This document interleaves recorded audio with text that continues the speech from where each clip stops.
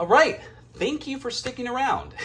We are at the bottom shelf of the second shelf of part 2 of my shelfie video.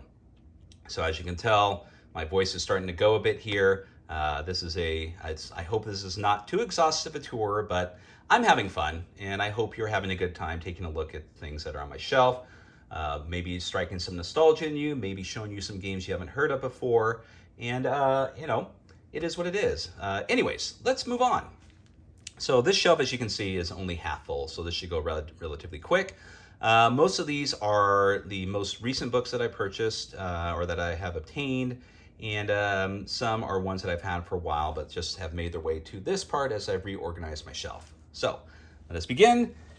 Here at the end, we have the infamous Hole, human-occupied landfill for adults only.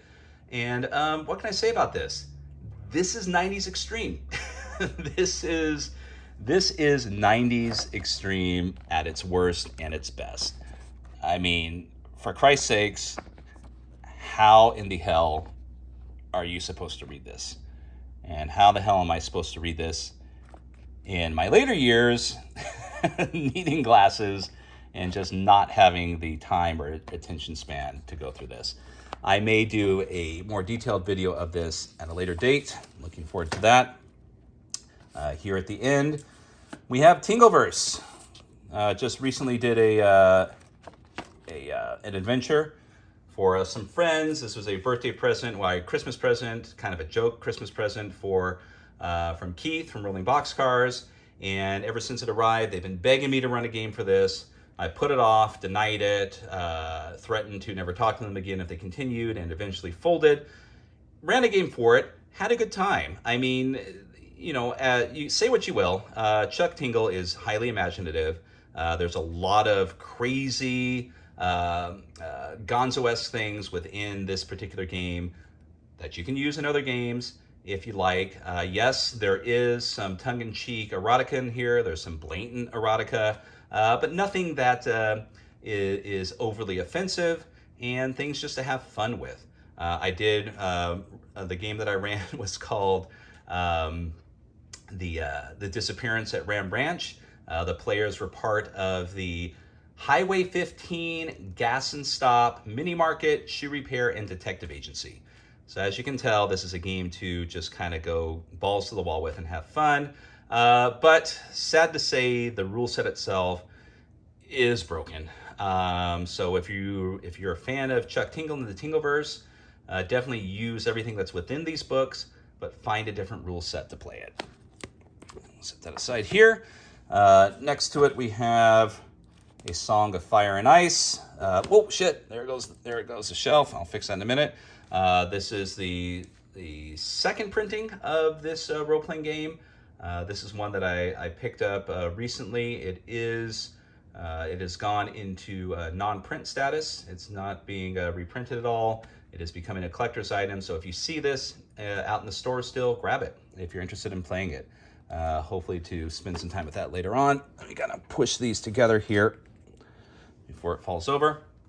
Next to that, we have the Red Dwarf role-playing game. This is something that I know nothing about. I am a Red Dwarf fan. Someone was selling this for $8 or something. I was able to go ahead and grab it, and I know nothing about it, so I have no opinion of it, if it's good or bad, but I'm sure there's some laughs in there. Next to it is the Mausritter in the Estate box sets. This is the most recent Kickstarter for Mausritter, and there is going to be an unboxing video of that coming soon here in a few weeks, maybe after Gen Con. Next to it, we have Dungeon World. What can be said about that? I think everyone knows about Dungeon World itself, and the importance of it in the RPG world and its history and the changes that occurred after it came out. Amber Diceless role-playing game. Speaking of something that's historical in its creation within the RPG world, we have Wujic's introduction of Diceless role-playing, utilizing Zelesny's world of Amber. And my understanding is it wildly popular at the time, but unfortunately didn't go anywhere, but does get a bit of rebirth in some reimaginings of the game. And then what do we have here?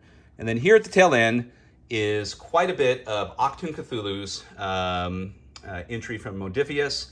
This is the first edition of ACTUNG Cthulhu. The second edition has came out within the past year. This was part of a sale from Modifius had maybe a year or two ago where they were clearing out their inventory.